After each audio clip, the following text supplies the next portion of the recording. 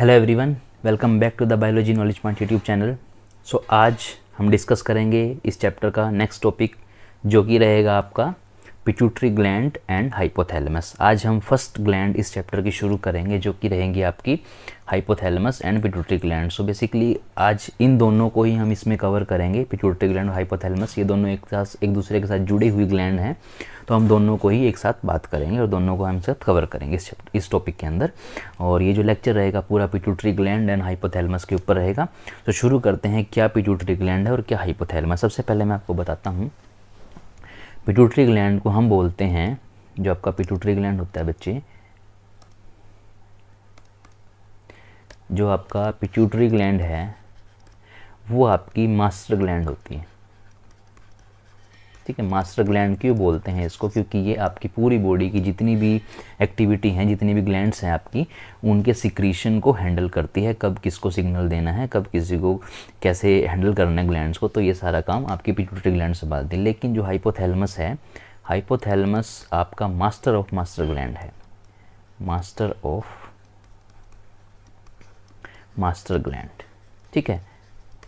Master of master gland की मतलब कि ये इस ग्लैंड का भी मास्टर है। कौन? हाइपोथैलेमस। जो हाइपोथैलेमस इसको सिग्नल देगा वही इसको फॉलो करना पड़ेगा, किसको? पिट्यूटरी ग्लैंड को। सो अब इसके हम स्ट्रक्चर की बात करते हैं, इसके डायग्राम को समझते हैं, कैसा पिट्यूटरी ग्लैंड और कैसे हाइपोथैलेमस एक दूसरे के साथ जुड़े हुए रहते हैं, वो देखते हैं। तो सबसे पहले मैं यहाँ पर बनाता हूँ बच्चे, आप बिल्कुल ध्यान से समझना डायग्राम को। ये मैंने सबसे पहले बनाया बच्चे यहाँ पर हाइपोथैलेमस। हाइपोथैलेमस, ठीक है, ये हाइपोथैलेमस हो गया। अब हाइपोथैलेमस के जस्ट नीचे इसके बेस पर एक ग्लैंड जुड़ी रहती है, जिसको हम बोलते हैं पिट्यूटरी ग्लैंड। तो इसको बनाते हैं, ये मैं बनाता हूं यहाँ पर कुछ इस टाइप से आपकी एक ग्लैंड जुड़ी रहती है, जिसको हम बोलते हैं बच्चे पिट्यूटरी ग्लैंड। ठीक है, इसको बोलते हैं पिट्यूटरी ग्लैंड, ठीक है। और जो ये आपको पार्ट दिख रहा है यहाँ पर, इसको हम बोलते हैं इनफंडिबुलम। ध्यान से समझते जाना आप, infundibulum,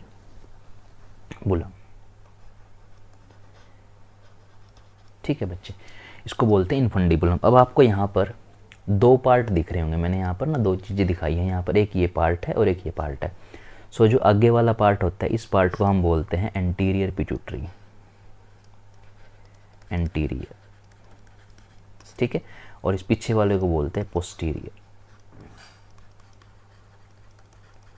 anterior pituitary and the posterior pituitary. पहले आपको इतना डायग्राम समझ में आया होगा। अब हम इसको थोड़ा सा और मॉडिफाई करते हैं, और इसमें हम क्या क्या ऐड कर सकते हैं, तो ध्यान से देखना।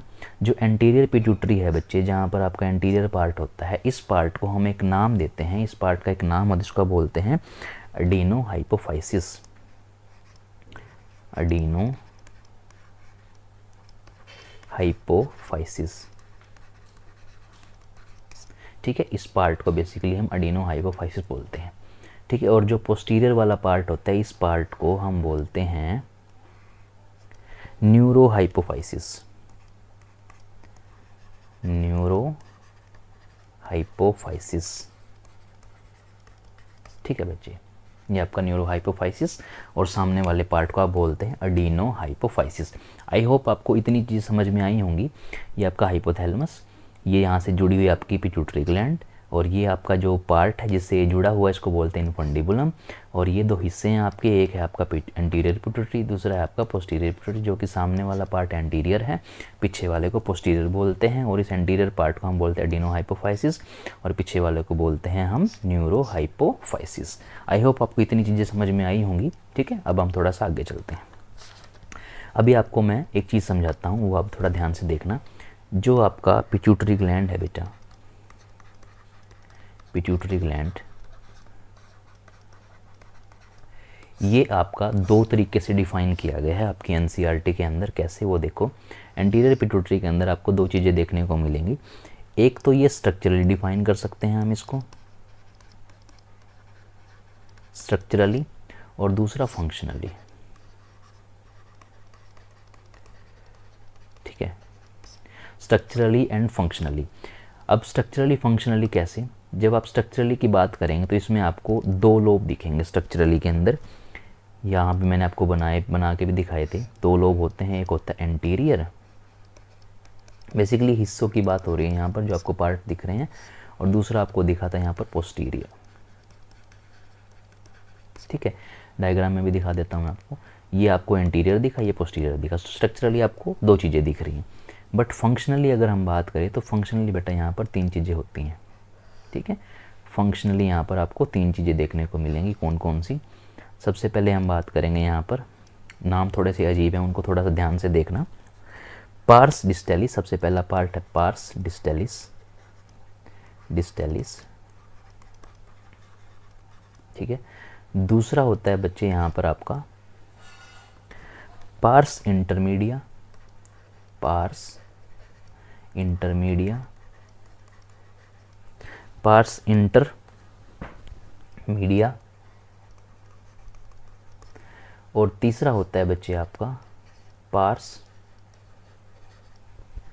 नर्वोसा।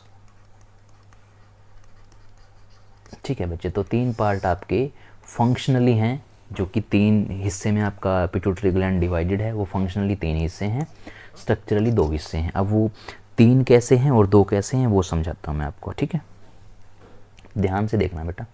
यहाँ पर जो आपको ये एंटीरियर दिख रहा है, 1 मिनट में इसको इरेज कर देता हूँ एंटीरियर को, तो आप देखना, आपको बिल्कुल क्लियर मैं समझाता हूँ। इस एंटीरियर को मैं एक बार इरेज करता हूँ, इस पोस्टीरियर को भी इरेज करता हूँ। ठीक है,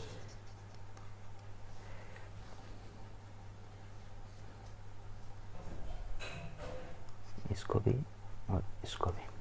अब देखो ध्यान से, जो ये सामने हिस्सा आपको दिख रहा है, यहाँ पर एक ऐसा लोब होगा। ठीक है, इसको हम बोलते हैं पार्स डिस्टेलिस। ये फर्स्ट हिस्सा है फंक्शनली की बात करें। इसके पीछे एक और होता है, इसको हम बोलते हैं पार्स इंटरमीडिया, इंटरमीडिया। और एक आपका पोस्टीरियर के अंदर होता है, इसको हम बोलते हैं पार्स नर्वोसा। ठीक है, so first, second and third, ये इनकी लोकेशन है। फंक्शनली की अगर हम बात करें तो ये 3 तरीके से आपका होता है, pars distalis, pars intermedia and the pars nervosa. जो आपका न्यूरो हाइपोफाइसिस है उसके अंदर आपका पार्स नर्वोसा है, और दोनों आपके एडिनोफाइसिस के अंदर है। ये दोनों आपके एडिनो हाइपोफाइसिस के अंदर आते हैं, और ये आपका पार्स नर्वोसा न्यूरो हाइपोफाइसिस के अंदर आता है आपका पिट्यूटरी ग्लैंड का, जो फंक्शनली अब हम बात करें तो। ठीक है, इतनी चीज़ आपको समझ में आई होंगी। ठीक है, अब यहाँ पर मैं आपको लिख के दे देता हूँ। जो एंटीरियर है इसमें आपका होता है एडिनो हाइपोफाइसिस। ठीक है, और ये आपका होता है न्यूरो हाइपोफाइसिस। ठीक है, adeno hypophysis and the neuro hypophysis. ये स्ट्रक्चरली हो गए 2, फंक्शनली हो गए 3। आई होप आपको ये चीज़ें अभी तक समझ में आई होंगी सारी, स्ट्रक्चरली क्या है, फंक्शनली क्या है।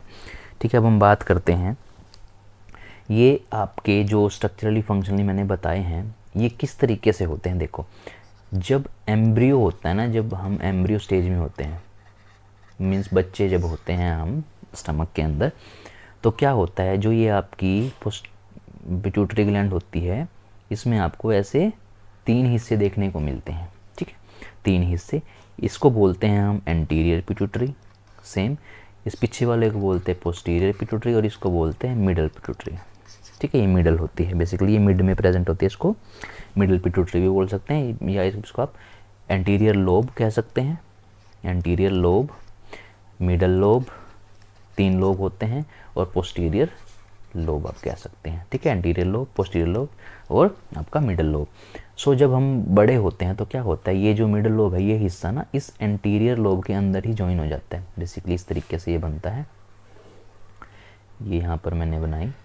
सो जो ये मिडल वाला था इस एंटीरियर वाले के अंदर ही आ जाता है, और ये बाहर ही रह जाता है। तो इसलिए यहाँ पर ये दोनों आपके 2 पार्ट बनाते हैं, जहाँ पर आपने देखा pars distalis and pars intermedia, और ये आपका होता है पार्स नर्वोसा। तो इस तरीके से आपके ये 3 फंक्शनली पार्ट बनते हैं आपकी पिट्यूटरी ग्लैंड के। तो चलो इसके बाद हम देखते हैं अब आगे जो आपकी पिट्यूटरी ग्लैंड है उसकी जो डेवलपमेंट है वो होती कैसे है। अब ये देखना है हमें,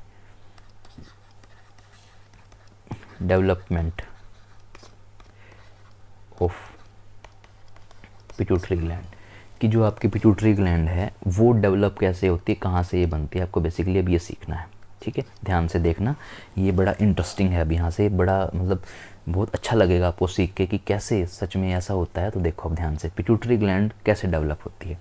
सबसे पहली चीज़ आप ये समझो, ये एक मैं बनाता हूँ यहाँ पर हाइपोथैलेमस। ठीक है, हाइपोथैलेमस मैंने बना दिया। हाइपोथैलेमस से यहाँ पर इसके जो टिश्यू होते हैं हाइपोथैलेमस के, वो टिश्यू आपके यहाँ से ग्रो करके एक हिस्सा बनाते हैं। इसको हम बोलते हैं, इस हिस्से को पोस्टीरियर पिट्यूटरी। ये पोस्टीरियर पिट्यूटरी बन गया। किससे बना? ये हाइपोथैलेमस के टिश्यू से बना। ये हाइपोथैलेमस है, हाइपोथैलेमस के टिश्यू ग्रो हुए और उसने पोस्टीरियर पिट्यूटरी बना दिया। But what about anterior pituitary? Anterior pituitary कैसे बनता है वो देखो ध्यान से। ये मैं बनाता हूँ यहाँ पर नोज़, ठीक है, और ये हो गई आइज़। ठीक है, क्या होता है नोज़ और आइज़ के बीच में ना यहाँ पर एक मेम्ब्रेन होती है। ठीक है, नोज़ और आई, आपकी नोज़ वाले एरिया के पास यहाँ पर एक मेम्ब्रेन होती है। ठीक है, इस मेम्ब्रेन का नाम है न्यूरोफेरेंजियल मेम्ब्रेन। मैं लिखता हूँ यहाँ पर, इस मेम्ब्रेन का नाम होता है न्यूरोफेरेंजियल, YGE, न्यूरोफेरेंजियल मेम्ब्रेन। ठीक है बच्चे, इस मेम्ब्रेन का नाम है न्यूरोफेरेंजियल मेम्ब्रेन। और ये मेम्ब्रेन क्या करती है, यहाँ से ना एक पाउच लाइक स्ट्रक्चर को ऐसे, एक पाउच लाइक स्ट्रक्चर यहाँ से बनेगा और ये पाउच लाइक स्ट्रक्चर यहाँ से जाके ऐसे बनेगा और ये ऊपर जाके ऐसे ज्वाइन हो जाएगा। ठीक है, ऐसे पाउच लाइक स्ट्रक्चर कहाँ से बना? न्यूरोहाइपोफाइलर न्यूरोफेरेंजियल मेम्ब्रेन से ये बना ये पार्ट। और इस पाउच लाइक स्ट्रक्चर को अब एक नाम दिया जाएगा जिसको हम बोलते हैं रेथेस पाउच, RETHEKS, रेथेक्स पाउच। ठीक है, इस पाउच को रेथेक्स पाउच बोलते हैं। और अब ये क्या बनी है आपकी एंटीरियर पिट्यूटरी। एंटीरियर पिट्यूटरी इसी को बोलते हैं। अब यहाँ पर आपका ये पिट्यूटरी है तो इसके पीछे ना स्कल वाला हिस्सा भी आपका होगा, जो बोन होती है बेसिकली आपके जो पूरे ब्रेन को कवर करके रखती है। तो यहाँ पर स्कल भी होगा। ठीक है, तो यहाँ पर ये स्कल बना देता हूँ, यहाँ पर मैंने ये बना दिया स्कल। ठीक है, इसको मैं बोल देता हूँ स्कल, ये स्कल है। अब यहाँ पर ये आपका स्कल, यहाँ पर आपको एक स्ट्रक्चर सी दिख रही है, यहाँ पर आपको ना एक गड्ढा सा दिख रहा है। इस गड्ढे को, इस स्ट्रक्चर को हम एक नाम देते हैं जिसको हम बोलते हैं सेला टुर्सिका, SELLA टुर्सिका। ठीक है, ये जो गड्ढा आपको प्रोजेक्शन दिख रही है इसको बोलते हैं सेला टर्सिका, जहाँ से आपका ये दोनों सेपरेट हो रहे हैं। और इस बोन को हम बोलते हैं स्फिनोइड बोन। जो ये बोन है ना, इस बोन को दिया जाएगा एक नाम, ये बोन है आपकी स्फिनोइड बोन, स्फिनोइड बोन। ठीक है, स्ट्रक्चर देख लेना आप। इस तरीके से आपकी जो पिट्यूटरी होती है बेटा, उसका जो आपका स्ट्रक्चर है वो इस तरीके से बनता है। आई होप आपको ये पिट्यूटरी ग्लैंड बिल्कुल अच्छे से समझ में आई होगी कि किस तरीके से आपकी पिट्यूटरी ग्लैंड बनती है ना। सो अब हम थोड़ा सा आगे चलते हैं। अब आगे हम देखते हैं कि किस तरीके से आपका जो सिक्रीशन होता है इनका वो कैसे होता है। ठीक है, सबसे पहले आपको एक चीज़ समझनी है। आपको यहाँ पर मैं समझाता हूँ। ह्यूमन बॉडी में जो ह्यूमन बॉडी होती है बेटा, ह्यूमन बॉडी के अंदर आपके 2 पोर्टल होते हैं। पोर्टल का मतलब होता है उनके सिक्रीशन किस तरीके से होता है। एक होता है आपका hepatic portal system, hepatic portal system.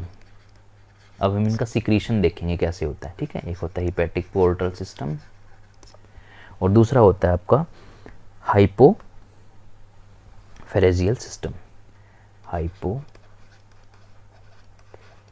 PHAREL, हाइपोफेराइल portal system. ठीक है, एक आपका हाइपोफेराइल सिस्टम होता है, एक आपका हिपैटिक पोर्टल सिस्टम होता है। अब इन दोनों सिस्टम में क्या फ़र्क है देखो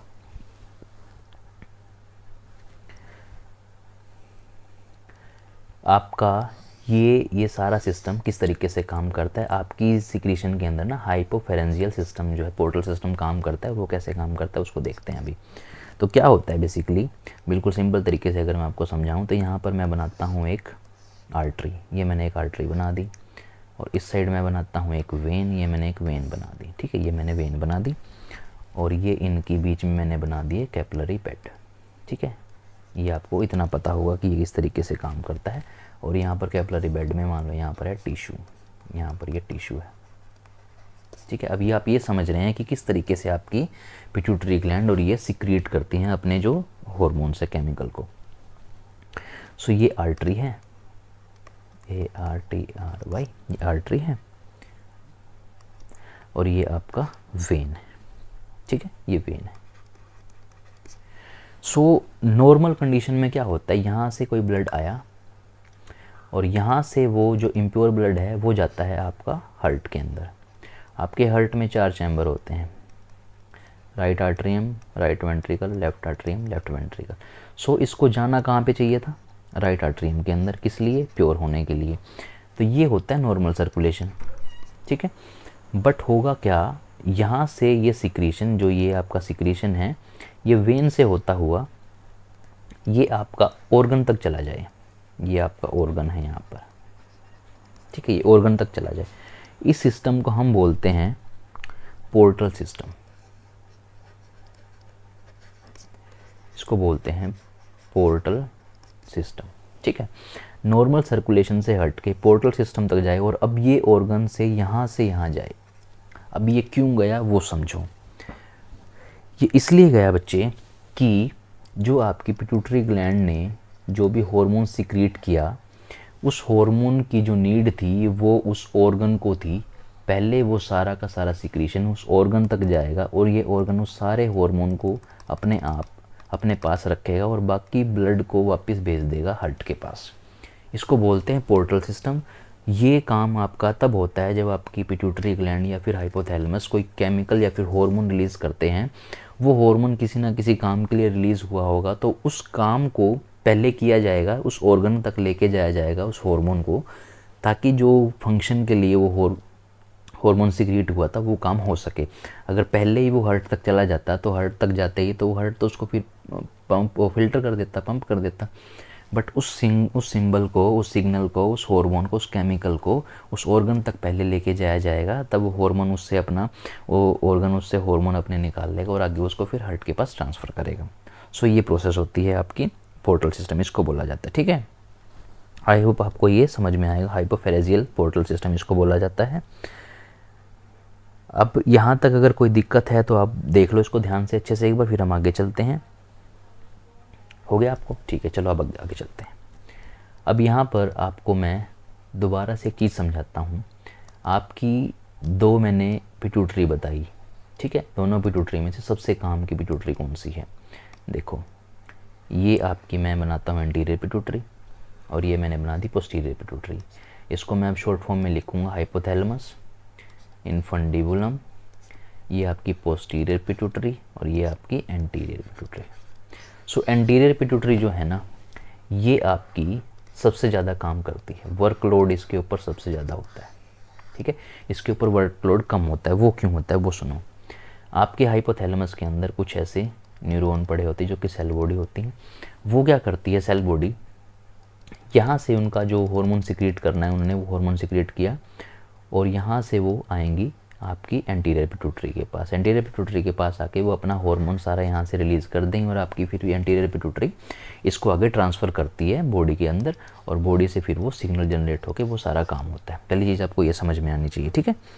ये चीज़ अगर आपको समझ में आई है तो फिर हम आगे चलते हैं। और जो ये सेल होती हैं बेटा, इनको एक नाम दिया जाता है, इनको बोलते हैं न्यूरो सेक्रेटरी सेल।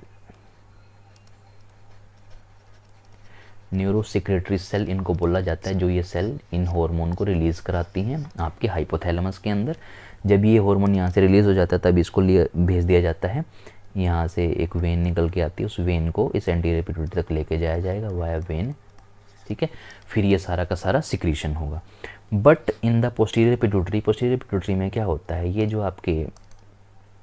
आपके यहाँ पर न्यूरॉन होते हैं, ये न्यूरॉन, इस न्यूरॉन का डायरेक्ट एक्सोन आएगा, यहाँ से पूरा का पूरा एक्सोन आएगा। और ये जो आपकी पोस्टीरियर पिट्यूटरी है, यहाँ पर ये अब तक जब यहाँ से ना इसने आपके एक्सोन ने क्या किया, उस सिग्नल को, उस हार्मोन को यहाँ तक लेके आया। बट ये जो पोस्टीरियर पिट्यूटरी है, इसका काम सिर्फ इतना है, जब टाइम आएगा ना तो यहाँ से ये इस हार्मोन को रिलीज़ कराएंगे बस। तो इसका वर्कलोड कम होता है, इसका वर्कलोड ज़्यादा, क्योंकि इसको तो सारा काम खुद करना है, बट इसके पास तो खुद से ही सारा का सारा जो हार्मोन है वो आ रहा है। इसको तो बस तब काम करना है जब समय आएगा, जब टाइम आएगा तब ये काम करेगी। इसका मतलब इसका आधे से ज़्यादा काम एक्सोन ने किया है, लेकिन इसका सारा का सारा काम आपका एंटीरियर पिट्यूटरी ही करती है। सो इसलिए यहाँ पर वर्कलोड आपका एंटीरियर पिट्यूटरी पे ज़्यादा होता है, पोस्टीरियर पिट्यूटरी पे कम होता है। सो आपको एक चीज़ ये समझनी थी, आई होप आपको ये समझ में आई होगी चीज़, ठीक है। अभी हम थोड़ा और देखते हैं इसको। अभी हम देखते हैं हाइपोथैलेमस को। एंटीरियर पिट्यूटरी, पोस्टीरियर पिट्यूटरी हमने बहुत पढ़ा, अब हाइपोथैलेमस को देखो। हाइपोथैलेमस में क्या क्या चीज़ें होती हैं। हाइपोथैलेमस, ठीक है, हाइपोथैलेमस में आपको क्या चीज़ें समझनी है। देखो हाइपोथैलेमस जो है ना बेटा, पहले आप ये समझो, हाइपोथैलेमस दो काम कराता है।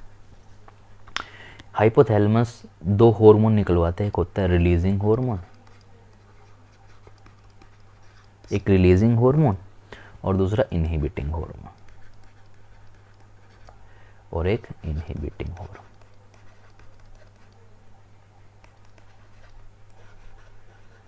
अब ये रिलीजिंग हार्मोन क्या है, इनहिबिटिंग हार्मोन क्या है, इसको समझो पहले। देखो आपकी बॉडी में कोई काम होना है, कोई सिग्नल जाना है, ऐसा तो नहीं है कि वो सिग्नल जाता ही रही, एक टाइम तो आएगा ना, उसको रोकना पड़ेगा। सबसे पहले हाइपोथैलेमस ने क्या किया, रिलीजिंग किया जो हार्मोन है कि रिलीज़ कराए, काम को स्टार्ट कराया जाए। फिर एट द एंड जब काम हो जाएगा तो उसको बंद भी करना पड़ेगा, उसको इनहिबिटिंग हार्मोन बोलते हैं। अब ये कैसे होता है, देखो हाइपोथैलेमस ने रिलीजिंग हार्मोन इन सिक्रिएट किया और उसको भेज दिया एंटीरियर पिट्यूटरी पे, ठीक है। एंटीरियर पिट्यूटरी पर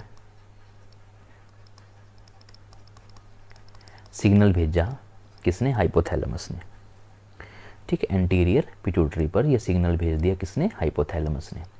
कौन सा सिग्नल भेजा है कि ये काम स्टार्ट कराओ, रिलीजिंग हार्मोन की रिलीज़ कराना है, कुछ रिलीज़ क्या कराना है, कोई सिग्नल भेजा है कि कोई भी काम है जो कराना है, तो हाइपोथैलेमस ने एंटीरियर पिट्यूटरी को सिग्नल भेजा, उसको बोलते हैं रिलीजिंग हार्मोन, ठीक है। बेसिकली इसने क्या किया, कमांड मिली है, इसको कमांड दी गई है, ठीक है। तो कमांड इसको मिल गई। अब क्या होगा, जब ये कमांड पूरी हो जाएगी, जब ये सिग्नल पूरा कंप्लीट हो जाएगा, सो यहाँ से इनहिबिटिंग हार्मोन फिर दोबारा रिलीज़ किया जाएगा हाइपोथैलेमस के थ्रू। किसके दिया जाएगा, वो आपका पोस्टीरियर पिट्यूटरी को। पोस्टीरियर पिट्यूटरी क्या करेगा, वापस से कमांड बैक करेगा और स्टॉप कराएगा इस रिलीजिंग हार्मोन को, जिसको हम बोलते हैं नेगेटिव मैकेनिज़्म, और ये होता है आपका पॉजिटिव मैकेनिज़्म। तो इस तरीके से आपका हाइपोथैलेमस काम करता है। हाइपोथैलेमस क्या करता है, आपकी बॉडी में दो चीज़ें रिलीज़ कराता है, एक होता है रिलीजिंग हार्मोन और एक होता है इनहिबिटिंग हार्मोन। मतलब कि मान लो कोई सिग्नल गया है आपकी बॉडी में कि ये आप केमिकल रिलीज़ कराओ, हार्मोन रिलीज़ कराओ, तो हाइपोथैलेमस ने पिट्यूटरी ग्लैंड को सिग्नल भेजा कि आप ये रिलीज़ कराओ। लेकिन जब वो काम हो जाएगा तो वापस बैक हाइपोथैलेमस को सिग्नल देना है कि इस काम को रोका जाए। तो हाइपोथैलेमस इनहिबिटिंग हार्मोन रिलीज़ कराएगा एंटीरियर पोस्टीरियर पिट्यूटरी पे, एंटीरियर पिट्यूटरी पे, दोनों पे। यहाँ पर आप इसको देखो, ये आपका एंटीरियर पिट्यूटरी रहेगा, दोनों में एंटीरियर पिट्यूटरी है ये। और फिर आपका ये जो काम है इसको बंद कर दिया जाएगा जब ये सारा काम हो जाएगा, तब उसके बाद। सो इसको बोलते हैं हम हाइपोथैलेमस का फंक्शन, कि हाइपोथैलेमस इस तरीके से आपका काम करता है, ठीक है। और ये आपको समझना है, ये बहुत अच्छा टॉपिक था, एंटीरियर पिट्यूटरी पोस्टीरियर पिट्यूटरी, आपको पूरा मैंने डिटेल में समझाया है। फिर भी कोई डाउट रह जाता है तो आप मेरे से कमेंट सेक्शन में पूछ सकते हैं। इस लेक्चर में इतना ही, मिलते हैं नेक्स्ट लेक्चर में। सो तब तक के लिए आप इस चैनल पे बने रहें और नेक्स्ट लेक्चर का वेट करें। बहुत जल्दी मैं नेक्स्ट लेक्चर लेके आऊँगा नेक्स्ट ग्लैंड के बारे में। सो ये आपकी आज की ग्लैंड थी, pituitary gland and the hypothalamus. I hope आपको ये समझ में आया होगा। Thank you so much.